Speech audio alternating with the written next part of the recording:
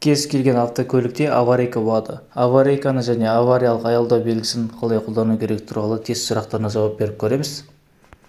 Егер сізге автосон тестіне дайындалатын тест керек болса, онда комментарийге нөмір қалдырып кетемін, сол нөмірге WhatsApp-қа жазыңыздар.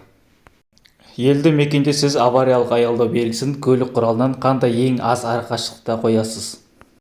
Жол қозғалысы ережелері бойынша елді мекеннің ішінде кем дегенде 15 метр арақашықтықта қою керекпіз. Сонда бұл жерде дұрыс жауабы А 15 метр.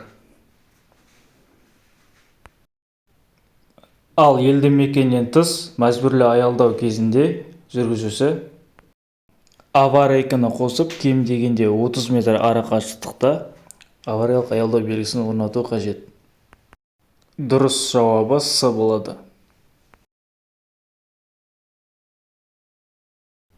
Сүйретілетін механикалық көлік құралындағы авариялық дабыл қосылуы тиіс. Жол қозғалысы ережелері бойынша көлік сүйрететін болсаңыз, сүйретіліп келе жатқан көлік жарық болсын, кеш болсын, барлық уақытта аварийкасын қосу қажет. Сол себепті дұрыс жауабы С.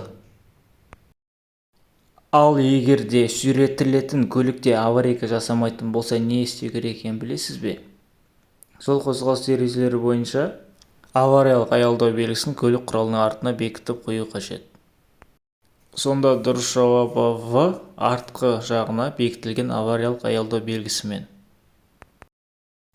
Елді мекеннен тыс жерлерде сіз авариялық аялдау белгісін көлік құралынан қандай ең аз арақашықтықта қоясыз?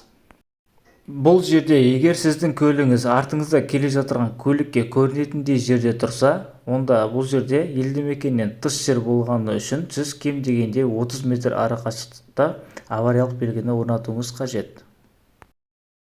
Және келесі сұрақтағыдай, егер сіздің көлігіңіз осындай бұрылыста көрінбейтін жерде тұратын болса, мысалы сіз жүріп келе жатырған кезде бұл тастардың артында көлік бар екенін білмейсіз. Сіз оны көрген кезде тоқтап үлгермейсіз.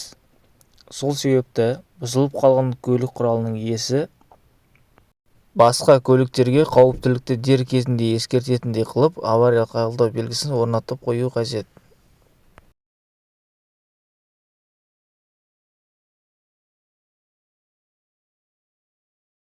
Бұл жерде дұрыс жауабы Д болады.